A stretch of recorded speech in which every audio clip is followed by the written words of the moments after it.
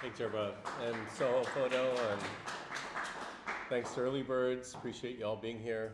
Yeah, I used to own a gallery on West 26. I ran the photo program.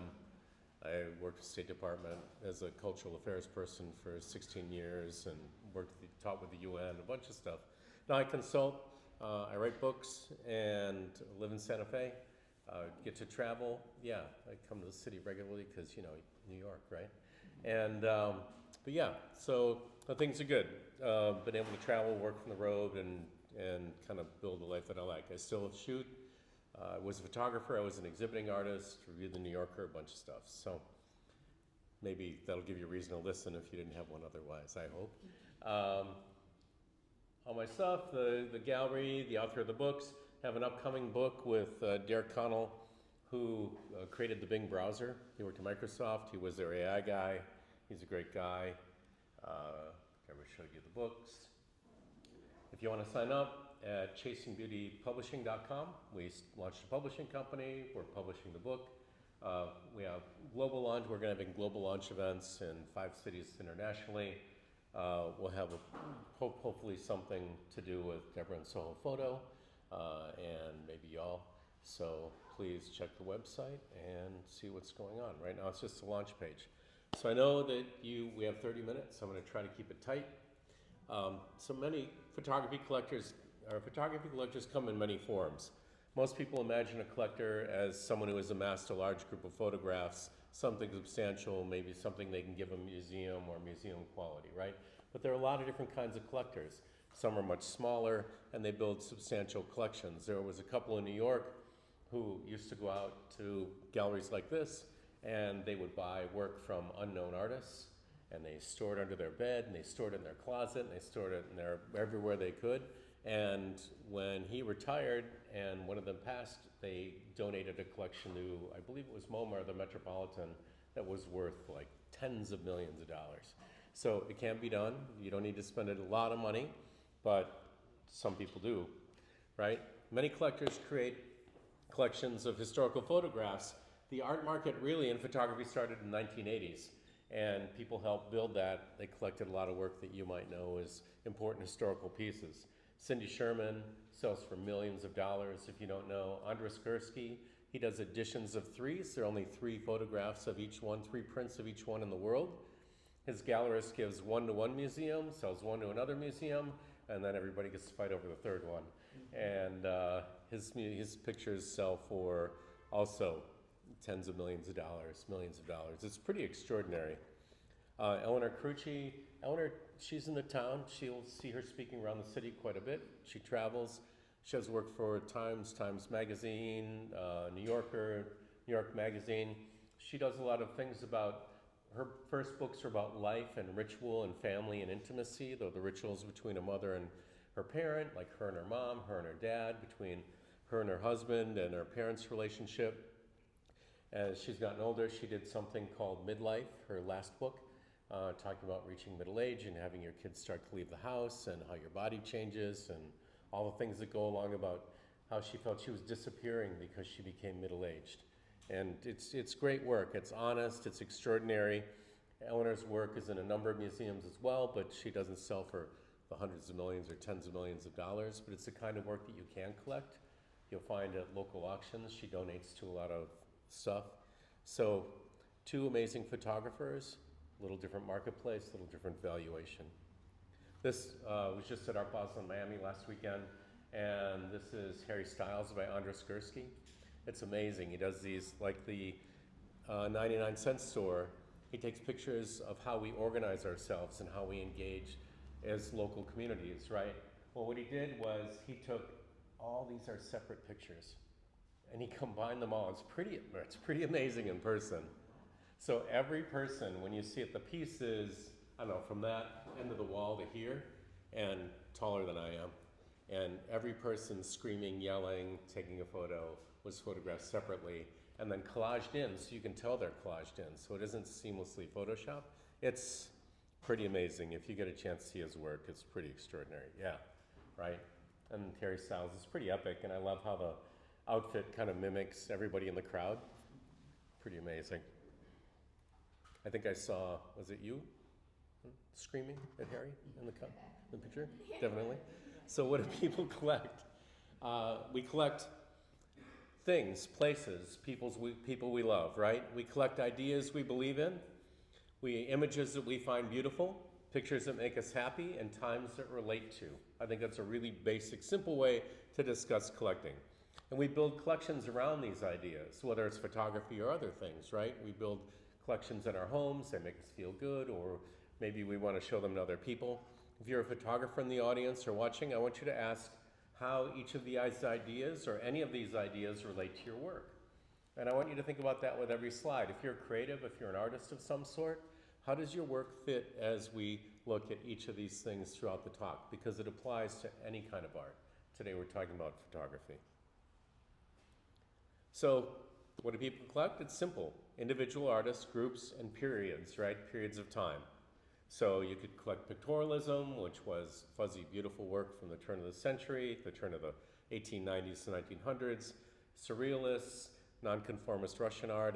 I spent a lot of time, 16 years working in Russia, and I have the second largest collection of historical Russian photography, contemporary Russian photography in the country. And it was just that. I would travel around, meet these people who created this work during the Soviet era. I met people who were thrown out of their country, people who had their studios burned, people who were sent to jail, people who had to make up chemicals from household chemicals because they couldn't buy anything. So, you know, I just found their work amazing, and I hated to see that work disappear because nobody there believes photography is art. So they were going to throw those collections out. I bought them, paid them well. So there are all sorts of kinds of work, but people buy movements, they buy periods, they buy individual artists from those periods. They also buy materials. I only collect silver prints. I have a silver fetish. I like prints that were made at a certain time and printed by hand in a darkroom on silver. In my gallery, we couldn't sell inkjet prints. We just couldn't. Nobody would buy them, but the gallery down the hall and the one 2 floors down sold them all the time. People just didn't come to us for that. Cyanotypes, which is an old process that you may see a lot of people doing now, right? You paint the chemicals on, you lay it out in light, and you put it out there. This is by Yves Francois. Actually, it's a contemporary work about slavery, but you also find historicals. The idea of vintage versus contemporary changes the value of things, right? Some people only collect vintage, something that was made or printed at the time that it was made. Some people only collect contemporary work because it's a different concept, it's a different way of thinking. This has a different meaning when you use it now than when people used it when it was one of the only processes that was available. Landscape, aesthetics, that was taken, we were on a helicopter going through a valley in Nepal. People buy things because they're aesthetically beautiful.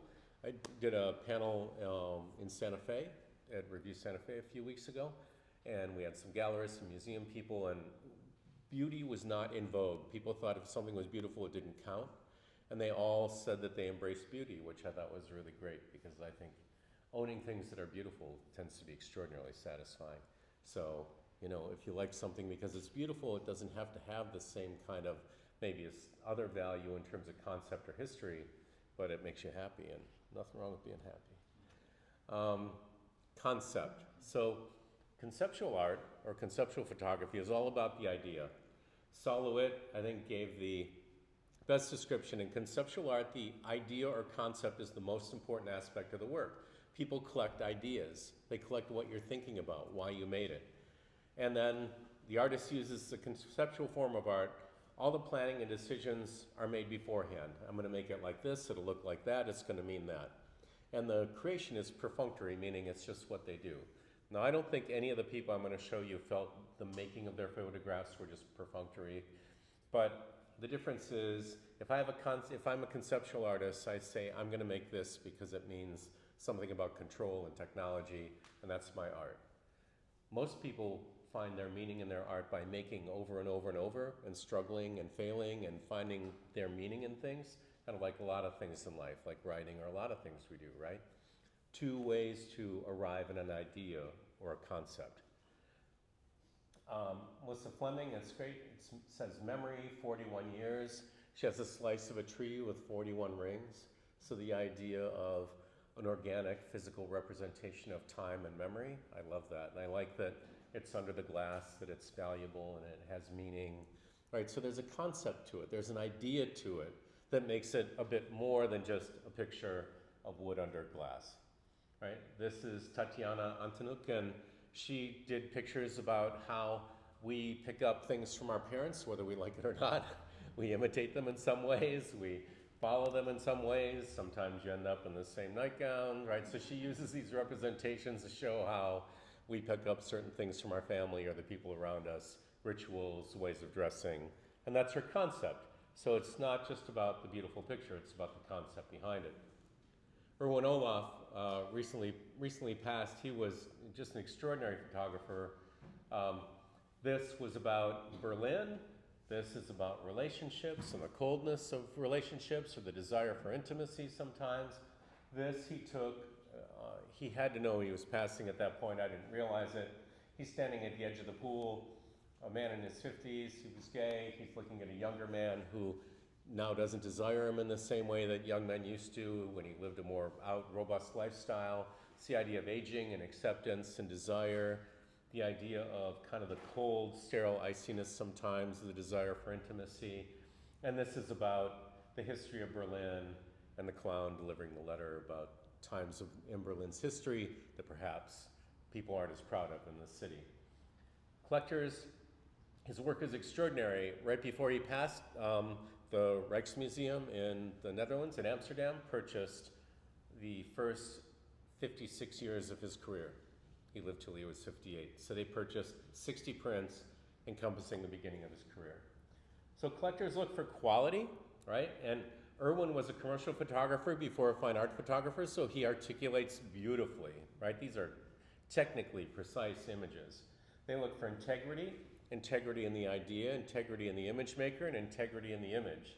Beautifully articulated, a great idea, and he explores these ideas over and over. That gives value too. So consistency in terms of the subject that you explore and your ability to produce at a certain level with a certain style, right? He had the ability to reproduce this consistently. A strong body of work, meaning a group of photos, and then another group of photos based on that same idea. So he did the relationship, and then this is a different series on relationship and age and mortality. And then he took the idea of physical relationships but applied it to cultural history. So he built on the same idea and tightened it up. And intention. There needs to be a reason. There needs to be intention in your work. That has value. People pay for those things or they desire those things. For the photographers who are listening or the work on the wall, you'll find people who are able to reproduce things consistently.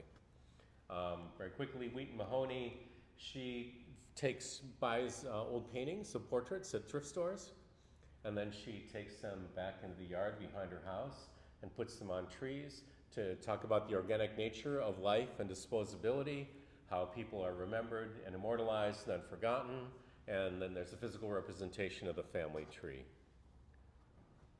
Marie Kettering, these are pictures actually of the area she grew up in because she wasn't accepted by her family. She didn't feel loved. She had to leave. And whenever she goes back, this is how she illustrates the sentence of loss and kind of the wasteland of where she grew up in her life to her because she was never accepted by her family or the people around her.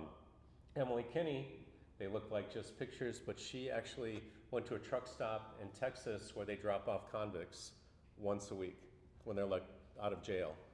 And the local church gives them all food and a bag with some money, all clothes, a bag with money, food, and clothing, and then they have to wait for their ride or they have to wait for the next bus. And so she would ask these guys if she could take their portraits, and they said yes, which is pretty amazing. So the idea of they're just pictures, but there's a concept, there's an idea, right? This is just landscape, but there's an idea, there's a concept that makes these things richer. So when you look at some of the pictures, ask yourself, are they beautiful? Are they about subject? Are they about location? Are they about an idea? This is Kira Kroll. She's a mountaineer.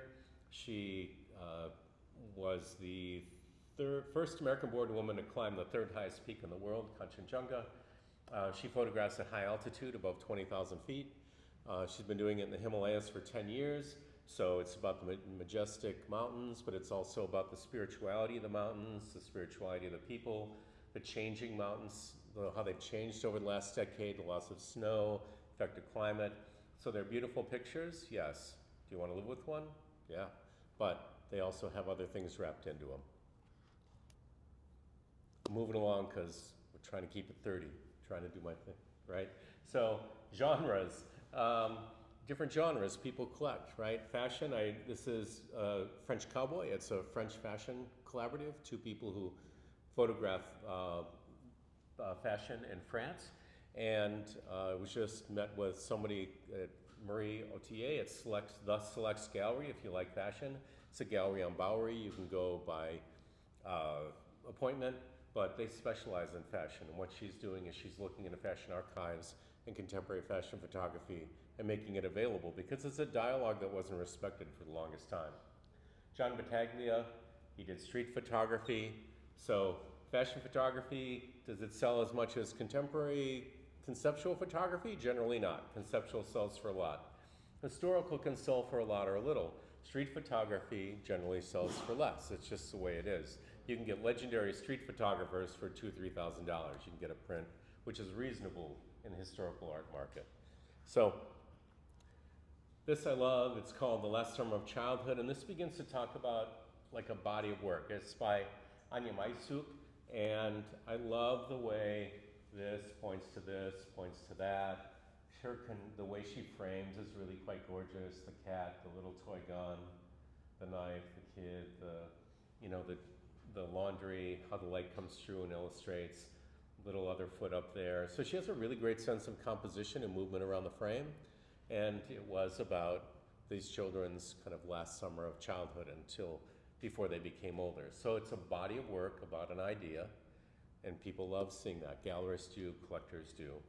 Anya's great. I wanted her to keep shooting. She decided she wanted a career in finance. What a waste. No, actually, she's living in Switzerland doing well, but she was a very talented photographer.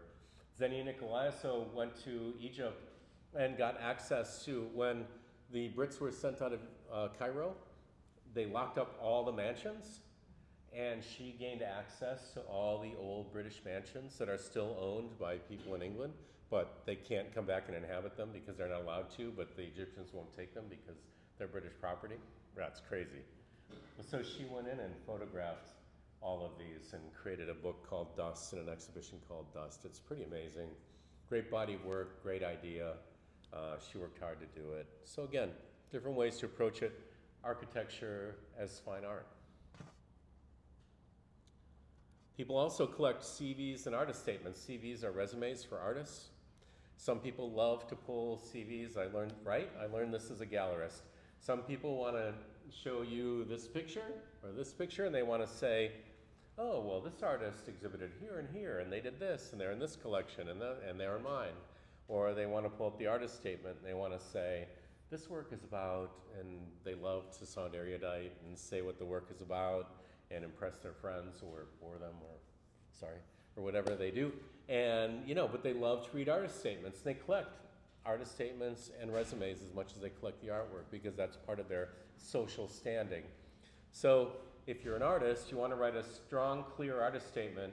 You don't need to tell people, I got my camera when I was 5 and I loved it, and oh my God, right, because everybody, how many statements do you read that start out like that, But you do want to say, here's my process, here's my concept, and I've been doing this body of work for this long. So concept, process, how long you've been doing the body of work. And it's a great, clear, clean artist statement. You don't need use large words. If you're talking about simulacra and things like that, then maybe you're in trouble. It's not going to make your work better. I would say if you think you need a better website to sell your work, or if you need to use ArtSpeak to sell your work, you probably need better work, not better ArtSpeak, right? So, so think about it that way. Yeah. Social capital. People buy art for social capital, right? They want to impress their friends. They want to impress the people around them. Some people buy artwork to gain access to certain social groups or certain places, right? If I own an X, well, then maybe I can invite people over from MoMA or a certain level of society, or if I own a boat and I put Picasso on it, oh my gosh, you have Picasso on your yacht. Well, yes, of course. You know, not me, but some of you. I think Deborah does. So, but it's to gain access, and that's not rare. You see a lot of that, and people spend a lot of money to say they own an X. Some collectors learn about a particular artist from that same social group, and they want to own it because they're the artist of the moment. So you see careers go up and crash, right? Because they become the artist of the moment.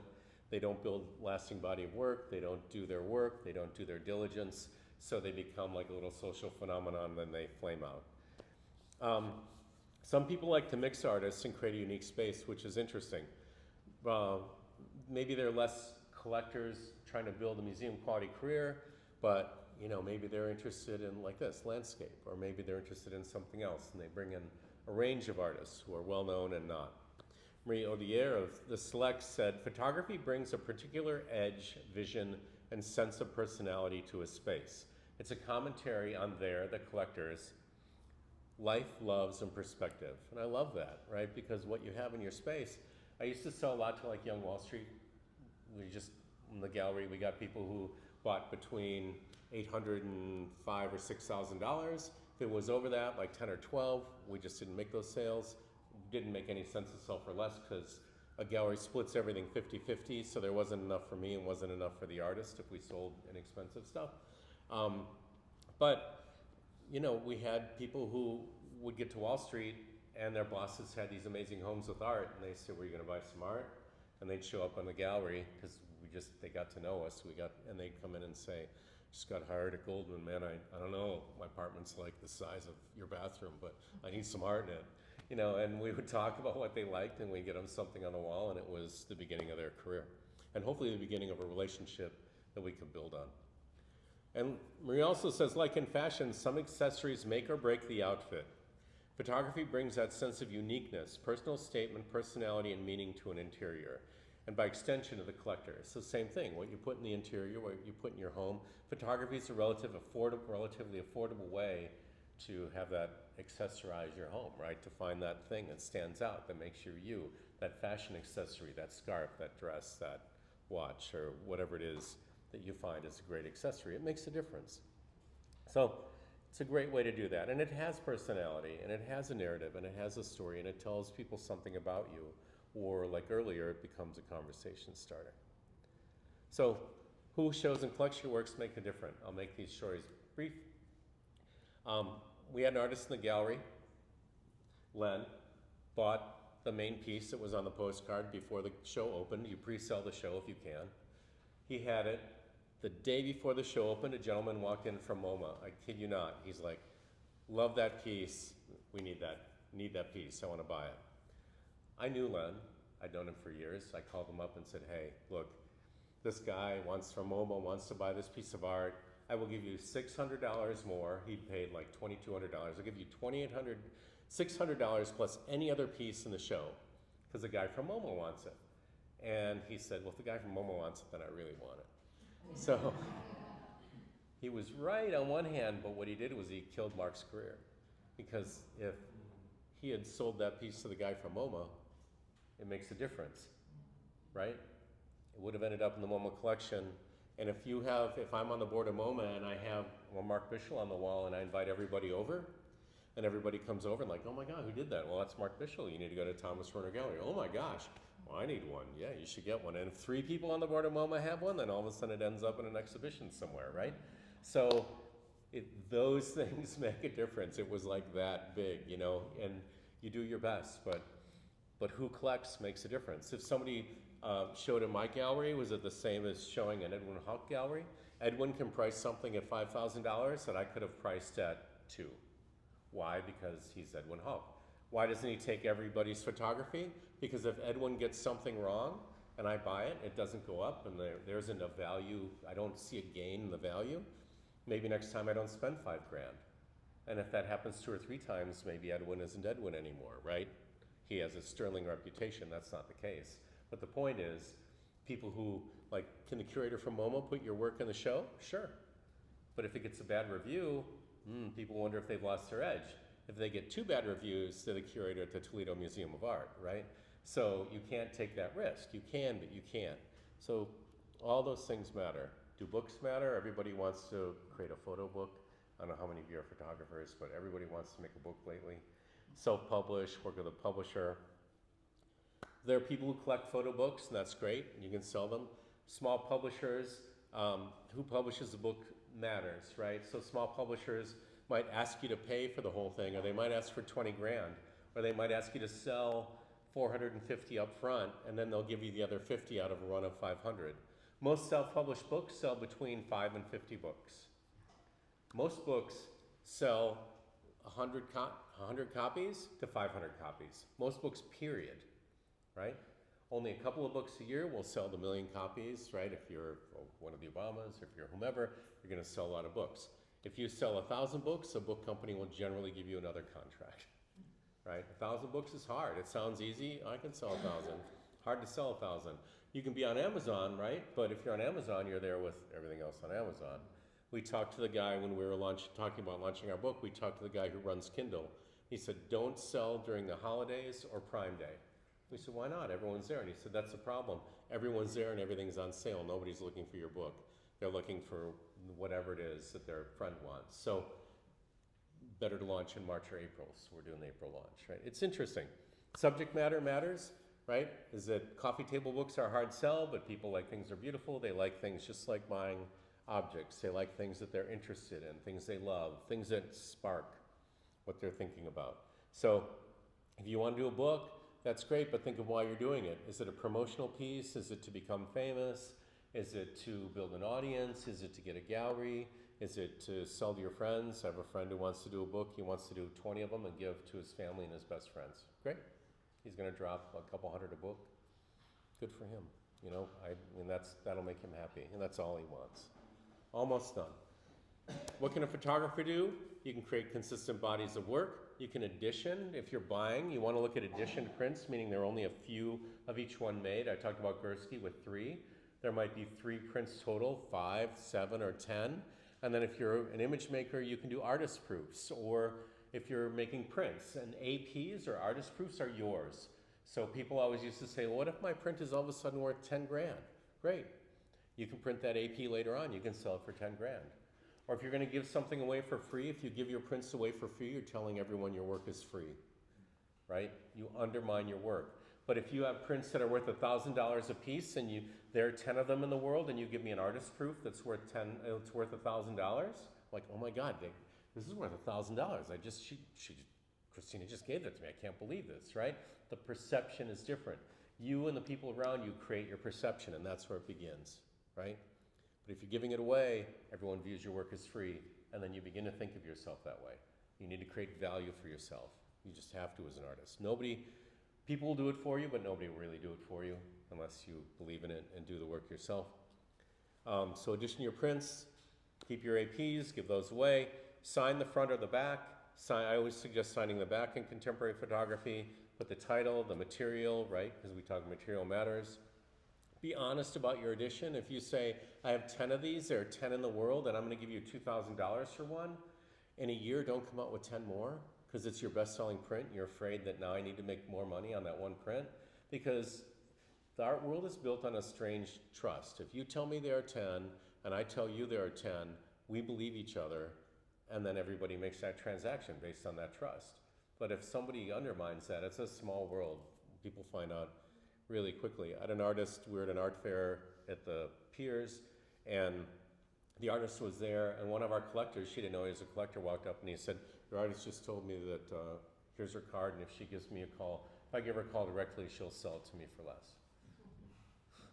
So we didn't say anything that day. We had a meeting when the fair was over. I let her go. She swore it wasn't true. I showed her the card. I told her the collector, and that was that. Be honest. Be honest about your business. Be honest with the people you work with. It matters in our industry. It really does. And market. Nobody's going to discover you if you don't do your work. There's just too much out there. There are too many people out there. It's the same way with anything you do. You need to be on social. I'm sorry, you hate to be on social sometimes, but you have to be. You have to build visibility, gravity, awareness, and networks, right? So Early birds, great network, right? You get to meet amazing people. That's the kind of stuff you want to do. Almost done. Okay. Check about the book. That's me. And thank you all for being here. Hope it was interesting. Any questions? Anything? Yeah. Let's say you have like a pretty small budget.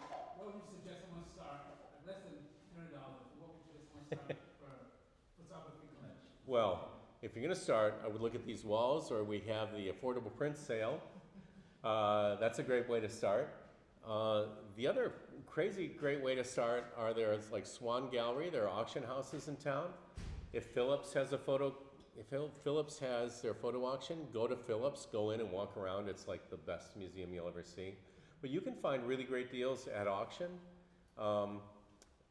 We saw print for a substantial amount of money at 2 galleries, and then we looked at auction and it was selling for less than 1/5 of the price that it was at the gallery. So, you know, sometimes you can see something you like and find it really great at an auction. And in New York, you have access, so you can go to those things. It's kind of fun. You get to bid, you get to be like that person, which is a blast. And, you know, you win and you lose and you get all upset. But so I would do that. Soho Photo is a great place. They have access to a lot of people, a lot of photography. But I would begin to look at some of the galleries, and I would look at auction houses. I wouldn't buy stuff at art fairs. Art fairs have a lot of, I'll be honest, you're at an art fair, and if I spent 25 grand to be in an art fair, or 75 grand, I need to sell, so I'm not giving anyone a deal, unless they're really good collectors. So the art fairs are tough places to buy or begin to build a collection. Yeah. Yeah. So what do you think drives the value of pictures most times? I'm sorry? What do you think drives the value? Because sometimes I feel like anyone can take good pictures, right? So Right. what do you think drives the value of it? So there are a couple of things. If you buy like a beginning, let's say you go to an art fair and you see a picture and it sells for $500. Well, if it was in a calendar, you might think, oh, I want that picture because it's worth more, right? It's in a calendar, it was in a magazine. But if you go to a gallery where they're selling limited edition prints and it's in a calendar, it's worth less. So what drives value? Exclusivity, idea, like the concept behind it, the ability to articulate, and that it's part of a larger body of work. We had a girl who photographed on a snowy, foggy winter morning. Somebody just brought this up today, photographed the sports field in Baltimore. And they were beautiful in the light, the sunlight came from behind, it looked like a painting. They were amazing, right? And we had her at the gallery. She said, I don't want glass, I don't want a mat, I just want to put the prints with a little frame on it. And I thought we were done. And people walked up and like, oh my God, we sold a lot. Let's say a lot. We paid her rent and more. People were asking what her next body of work was, when it was going to come out, could they pre-buy? She made so much money that month and a half. And I think it was hard to come up with what's next after you do that. And she left the country for a year and came back in a year and brought a different body of work that didn't match, and nobody wanted it, right? So for her, it was a beautiful body of work, and then to continue that, it would have been timing and making the next body of work, and then each one you make gives more value. Historically, there are different values in terms of genre, like different kinds of work have different values, or the subject matter has different values to different people. So there are certain types of photography that has different value depending on who made it. Is that good? Yeah. Okay. Yeah. I think this is in a similar vein, but how do you differentiate yourself, like as an artist, or even for different mediums like dance? And then also these days with like AI swap on Pinterest, how do you kind of like ensure the human element is there? Sure. Well, let's do the AI thing first, because that's I hear that increasingly, and like I talked to Kira, the woman who did the mountain things, and so there are a couple of things. You build credibility, personal credibility, and that's part of how you differentiate yourself and not. So you hopefully do something you love or you're an expert in, and you bring that human element to it, right? You bring your own perspective. AI can do that and it can't. AI works towards the middle, and people really don't. hopefully, you know. So the thing about AI is it takes, let's use photography, it takes all the photos that it has and it decides what the best one of that is and it alters it depending on your prompt, right? But it's still working towards the middle, always, even if you push it far.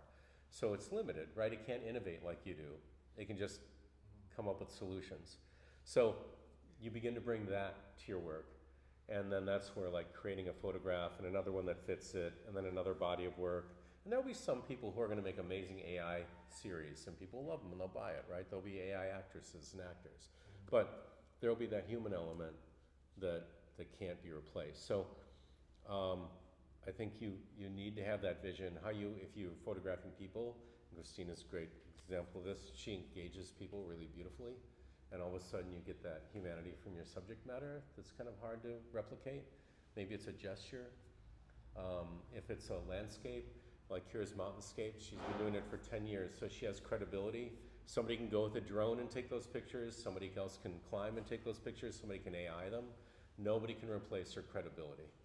Nobody can say that they've trekked 2,000 miles. Nobody can say, so there are different things that give value to your work that differentiate you. If I were an artist starting out, and I was in New York and carrying backdrops through the town, and I was broke, and I mean, all the good things, you know, in retrospect, and worked really hard to separate myself. So how do you do it? Well, maybe you get a piece here in a place like this, and then how do you get that next exhibition? Where's your next exhibition? Where's your next thing? Where's your next piece? And you need to have visibility on social. So show your work, show the exhibitions, show that you're at things like this. Build a network, because networks like Early Birds or others are priceless. Any point that you can be in, or solo photo, same thing, where you can reach out to multiple people from one spot, makes life easier. Does that help a little bit? Happy to answer more, but yeah. Anyone else? Yeah. Funny you say that. I feel like AI is, for young artists, or all artists, I suppose, is very concerning. But I just had a thought, an AI can show up to something like this on a Wednesday. Yeah. You know what I mean? So I guess that would be how you differentiate yourself. You know what I mean? Like creating a hype around it. You know what I mean? Right. Like people can come to an event like this. Yeah. And see a physical creation and a person that created as well. But the question I had was for you, you've probably been in the art world for a while. How would you, what would be the telltale signs for you from a young artist? What would be like next up? Like how, what like gives a young, if I meet a young artist, when do I think they have a chance? Yeah, what would you, if you could see something in the artwork that would say to you? Yeah, for sure. Look, the first thing I see is somebody, and it sounds crazy, but somebody who's driven and professional and willing to do the work. If you're not willing to do the work, you're not going to last. It's like, and you see it. People want it. And everybody, like a lot of people want to be famous or they want a minute, right? But some people want to build careers. And you see that. And that's, willing to sacrifice. yeah, and that's how they talk to you, and they're willing to sacrifice. And because it isn't easy. You really need to want it. And then they're willing to do the hustle, not like hustle, but willing to go out and come to things like this, or willing to go meet galleries, or willing to do a little social, or willing to do whatever, right? You have to be willing to do some of that, even if you don't like it. Like, I hate phone calls. And I would look at the phone, and every time I didn't want to pick it up, I'd say, if you don't want to make this call, somebody else wants to make it. And they want, you got out of rank then. well, if they want it more, then I should quit. Yeah. And they should do it, right? Because somebody else wants it more than I do. And every time I'd get to that point, I'd pick up the phone. And it made the difference, right? And I hate that stuff, you know? I'm good at like this, but if I were one of you guys sitting in the back, I'd be like sitting in the back with a drink. Like, no, I'm not good at that, but I'm good at this. So that's part of how I made my career. It's very important to do it, even if you don't want to do it. I went through that as well, you know. Being trying to be initially as a person being shy and introvert. Oh, it's hard. Knowing what you need to do to. Well, I like ASMP or APA, they're photo organizations, or So Photo. I did that, and then people would meet with Thomas, the photographer, but they'd meet with Thomas, the president of ASMP, or I do a panel discussion, and I invite someone from the Times and someone from a gallery. And remember the first one I did at NYU, and all these powerful women I wanted to meet because they were all running things I wanted to meet. And at the end, they like patted me on the head and said, "Oh my gosh, you even made a contribution!" Like, "Oh, that's so cute," you know. And but I got to know them, and they remembered me, and then I could not bother them, but I could stop in the gallery, I could call them up, or I could send them a portfolio. Nice to have that human, personal touch. It makes a difference, when I would drop off a portfolio, and I walked my portfolio everywhere, like humiliatingly. People wanted to see it, they didn't, but I did it. But then it got to the point where like they would send the assistant photo director out with my portfolio, and you realize they're coming out to make sure you're not crazy. Like they might like the work, but they don't want to work with somebody who's completely bonkers. Yeah, so, and that's part of it too, because if somebody doesn't deliver, my gallery's in trouble. If I don't deliver, an editor's in trouble, or an ad agency's in trouble. So if you don't deliver the work, and it isn't on time, and it isn't what you promised, would you say we all pay the price. connections has a role to play? I know. Yeah, you can keep it personally if one afterwards, but Yeah? yeah. Okay. So I'll quickly answer your question, and then I know that we're going to do a social. Okay. Personal relationships matter. They take a while to develop. What I'll say is you go into a room like this, you don't want to get everyone's card or meet everyone. If you leave with one card or one number or one person, successful night. If I got 2, amazing night. 3, I would go home and set it. You don't need to meet everyone in the room. It's creepy, right? But if you meet a few people or someone or 1 or 2 people, it's worth your evening. Yeah, and I would go early, do a circle of the room before everyone had too many drinks. Yeah, and then they would forget me, right? But I'd say hello and we'd do my thing, and then I could either leave or stay. So that's it. Thank you.